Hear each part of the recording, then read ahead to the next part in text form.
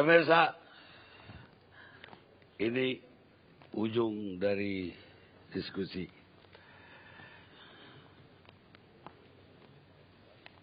Supaya jangan salah tafsir, Johnson tadi mengajak perang, tentu bukan kayak perang di Suriah ya.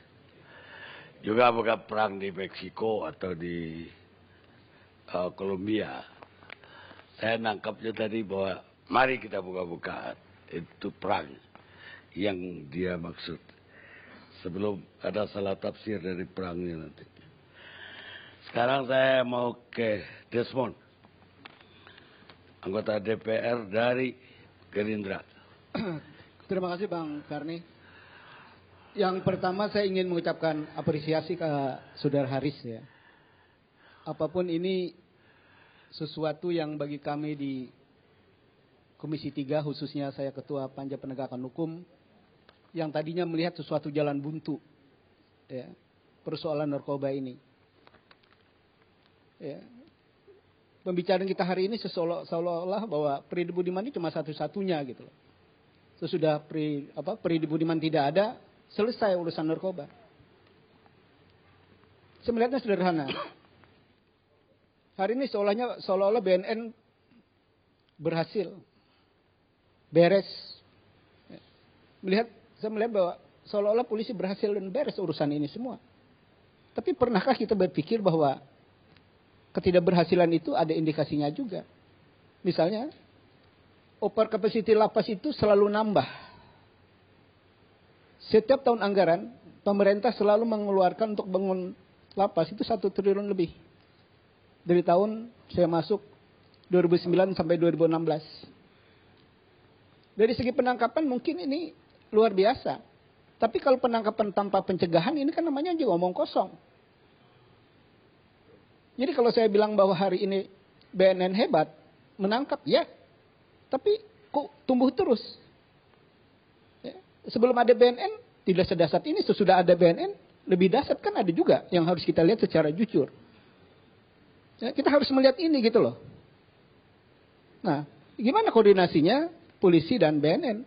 Di sini juga dibicarakan tentang persoalan koordinasi dengan bea cukai.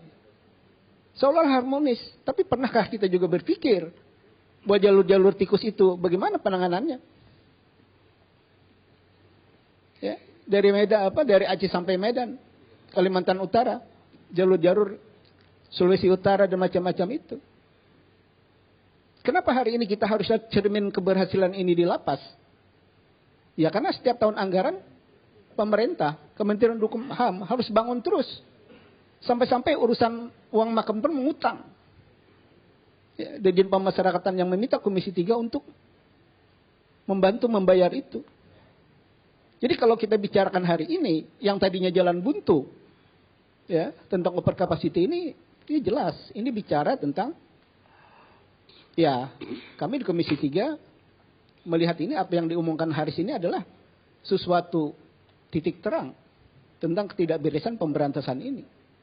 Tadi yang kita melihat, oh ini tidak tertanganin aparatur BNN. Selalu kita spot anggarannya. Dan penambahan personel pun kita spot. Begitu juga di kepolisian. Tapi dengan kasus Freddy Budiman, dengan isyarat di banyak negara, seperti yang diumumkan Bang Tudung Mulya Lubis, itu kan tidak sederhana itu. Perang yang diistilah Johnson itu saya sepakat. Ya, ini kan bukan sekedar kebijakan perang dilakukan oleh LSM. Perang seperti yang dilakukan oleh Duarte di Filipina sebenarnya proses-proses seperti ini. Tapi kita mau kemana sebenarnya ini? Kalau enggak, apa yang kita bicarakan hari ini ya kembali lagi ke jalan buntu. Nah untuk ini sebenarnya kami di Panja Penegakan Hukum akan mengundang Pak Haris juga sebenarnya. Ya, mengundang Pak Punto, ya, mengundang Mbak Bini Mamoto dan semua orang itu. Karena persoalan-persoalan ini adalah kebijakan kami di bidang pengawasan dan anggaran di DPR tentang apa-apa yang dikerjakan oleh kepolisian dan BNN ini dalam persoalan. Problemnya adalah problem lapas sebenarnya bagi kami. Karena lapas ini sudah over capacity yang selalu tumbuh sudah 70% lebih sekarang dari 60, dari 35 dan macam-macam. Dari 2009 sampai 2016 ini, selama saya di DPR selalu persoalan lapas ini adalah cermin ketidakberesan kepolisian dan BNN. Jadi kalau hari ini kita diskusi tentang Freddy Budiman, akan ada Freddy Budiman yang lain. Akan ada yang lain-lain. Yang tidak dibahas di sini adalah persoalannya adalah persoalan jalur tikus itu sebenarnya. Kalau kita bicara tentang sindikasi ini. Nah, bagian kecil aja Freddy Budiman dari sindikasi itu. Bagaimana dengan Aceh dan jalur Medan di sepanjang pesisir pantainya? Bagaimana Kalimantan Utara? Di Tawa Utarakan sana dan Nunukan sana. Bagaimana dengan Sumatera Utara, Sulawesi Utara berbatasan dengan Filipina misalnya. Ini kan pintu masuk yang tidak pernah diekspos. Tentunya ini tidak ada urusan dengan Pak Rahmat sebenarnya. Tidak ada pelabuhan yang terlibat dengan BNN di situ perannya. Nah, dalam konteks inilah ke depan segala informasi ini kita akan tindak lanjut. Ini bicara tentang kebijakan-kebijakan kami di bidang pengawasan dan anggaran agar bisa memaksimalkan persoalan-persoalan. Karena bagi kami di Komisi 3 adalah persoalan lapas ini kesannya kayak sampah. Ya. Kayak sampah yang sebenarnya tidak layak dibilang sampah, tapi ini yang tidak tertangani dengan baik. Kalau hari ini seolah-olah bahwa BNN itu bila hukumnya bilang merasa beres, kami tidak melihat ada sesuatu yang beres di BNN ini. Kenapa? Dari segi penangkapan kita apresiasi. Tapi dari segi pencegahannya omong kosong. Ini yang harus saya sampaikan di forum ini agar apa yang dimaksud Johnson itu jelas gitu loh. Persoalan hari ini adalah persoalan integritas aparatur negara sebenarnya. Kalau contoh yang Freddy Budiman apa yang diomongkan Haris itu kan bicara tentang ketidakberisan aparatur yang menerima uang dan macam-macam seperti itu. Kalau tidak, lapasnya tidak berkembang dengan baik seperti sekarang. Minimal stagnan. Dan kalau BNN jujur, kasus Yunus Kambang Sitinjak itu kan juga ada ketidakberisan BNN untuk melakukan intervensi seperti itu. Ini kan nggak boleh sebenarnya. Itu cermin apapun buat BNN nggak beres, gitu loh. Jangan mengaku apa-apa di sini. Saya melihat sebagai tugas pengawasan DPR bahwa BNN juga tidak beres. Mengintervensi lembaga lain, menghilangkan CCTV misalnya. Ini kan sesuatu yang sebenarnya bukan sekedar urusan kecil. Ini urusan mengisyaratkan apa yang diumumkan, apa yang dipaparkan Saudara Haris itu ada titik terang untuk kita melakukan perang yang istilah Johnson itu. Nah, siapa komandan perang ini? Tentunya presiden kita kalau mencontoh Duarte kan sebenarnya. Baik, terima kasih. Terakhir Pak Profesor Andi Abzah. Jadi saya hanya berbicara masalah hukum. Tadi Bu Pangaribuan sudah mengatakan bahwa Undang-Undang IT itu sudah diputuskan oleh MK ya. Bahwa itu hanya ancaman pidananya. Kalau fitnah penghinaan melalui IT, hukumannya 6 tahun. Secara melawan hukum ya. Jadi isinya adanya tidak pernah ada yang sebut pasal 207 KUHP. Bukan 310. 207 KUHP itu bukan delik aduan. Polisi langsung bisa melakukan, bukan delik aduan 207 itu. 207 itu salah satu pasal di dalam KUHP kita, semua pasal dalam KUHP kita dari Belanda itu, KUHP Belanda ya. Ada satu pasal tidak ada di KUHP Belanda, 207. Jadi pemerintah Belanda di sini dulu mau melindungi pejabat dengan institusi. Jadi tadi Bapak maaf ya, pasal 207 ini bukan mengenai individu saja, menghina institusi termasuk. Itu dibuat oleh Belanda. Jangan menghina kepolisian, menghina kejaksaan, menghina pengadilan, menghina DPR. Itu 207. Bukan delik aduan. 310 pun bukan delik aduan kalau yang dihina pegawai negeri. Jadi penghinaan ada penghinaan kepada orang biasa itu delik aduan. Kalau yang dihina pegawai negeri 310 itu bukan delik aduan. Bahkan hukuman tambah 1/3. 9 bulan tambah 1/3. Kalau pejabat ini 207. Termasuk institusi dihina, difitnah. Masalahnya tadi dipersoalkan apakah kalau dilakukan demi kepentingan umum berlaku juga? Iya berlaku juga karena sistem KUHP-nya begitu. menghina dilakukan demi kepentingan umum tidak dipidana untuk seluruh. Dan juga kalau fitnah apa itu, pencemaran nama baik atau apa namanya itu, nah, kemudian terbukti memang benar, orangnya harus bebas, tidak dipidana. Apa yang dia bilang memang benar, ya tidak dipidana. Itu masalahnya itu. Sekarang masalahnya ini melawan hukum. Saya kaget tadi karena sebenarnya sudah diberitahu kepada Johan Budi. Jadi melawan hukumnya sudah hilang karena sebenarnya Johan Budi yang salah. Kenapa tidak cegah jaksa agung, jangan eksekusi dulu. Jangan eksekusi dulu. Minta kebenarannya ini. Ya toh? Tidak ada pertemuan sekarang, andai kata ditunda beberapa jam aja. Silakan jaksa di situ tanya dulu dia. Kan sudah ada jam pidum di situ untuk tembak dia. Tanya dulu.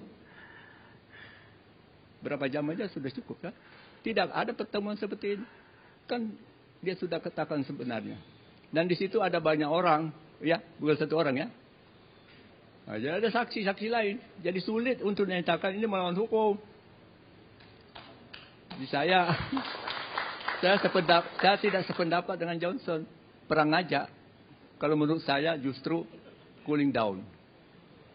Polisi diam aja sekarang. Karena kalau diribut terus, Belanda akan ribut, Australia akan ribut, Brasil akan ribut, yang orang yang sudah ditembak mati. Jadi kami menentang hukuman mati dulu, memang benar. Ya, saya di Belanda tidak ada pidana mati. Narkoba tertinggi di Belanda, heroin, golongan 1, 12 tahun maksimumnya. Bukan mati, seumur hidup juga tidak, 12 tahun. Karena menurut orang Belanda, pecandu narkoba itu bunuh diri. Bunuh diri. Jadi orang menjual narkoba kepada dia, membantu orang bunuh diri. Coba baca pasal 345 KUHP.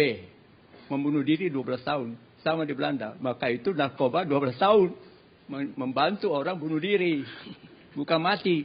Maka itu Belanda mencak-mencak menolak gitu ya. Kemudian ternyata seperti sekarang. Ini seperti Presiden Habibie juga ikut-ikut bicara ya. Supaya lebih hati-hati menembak mati orang. Selidiki lebih dulu-dulu. Seperti Rani. Kasus Rani. Rani sudah ditembak.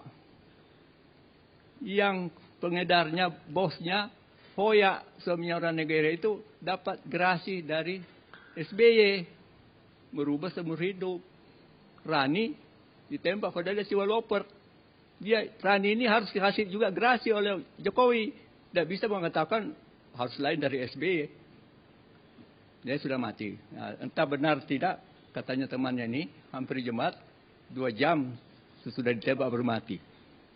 Rani itu. Jadi saya mengatakan kepada Humphrey, kalau begitu penjaga akhirat nolak dia datang. Kenapa kau datang? Saya belum panggil kamu. Tuhan belum panggil kan? Kenapa sudah datang? Disuruh datang. Disuruh datang oleh Presiden dan Jaksa Agung. Ya sudahlah. Jadi saya tidak setuju diributkan, cooling down saja. Sambil itu polisi tadi kadang oknum-oknum ya, semua setuju cari oknumnya. Carilah aja oknumnya itu diam-diam, tidak usah ribut lagi. Untuk kepentingan nasional. Sekian, terima kasih. Terima kasih. Nasihat dari Profesor mengagetkan juga supaya cooling down. Ada baru aja perintah perang dari Panglima Johnson. Sebenarnya persoalan adalah persoalan kembali ke awal. Ini persoalan percaya dan tidak percaya. Yang dicemaskan instansi penegak hukum adalah semakin hilangnya kepercayaan publik. Sehingga reaksinya menjadi sebaliknya. Dan tentu saja memang kepercayaan adalah hal yang sulit untuk ditumbuhkan. Apalagi ditumbuhkan kembali. Ada kata-kata bijak untuk itu. Bahwa kalau Anda terlalu percaya, Anda akan ditipu kalau Anda terlalu percaya. Tapi hidup Anda akan susah seumur hidup jika Anda tidak pernah percaya. Perang keren, penulis Amerika. Kita ketemu LC akan datang.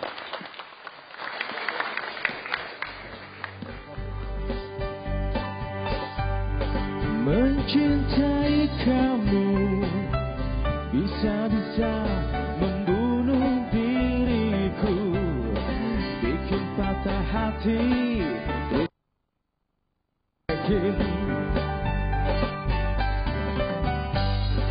Mencintai kamu sama saja menggantung leherku, bikin sakit hati terus langsung ditinggalin.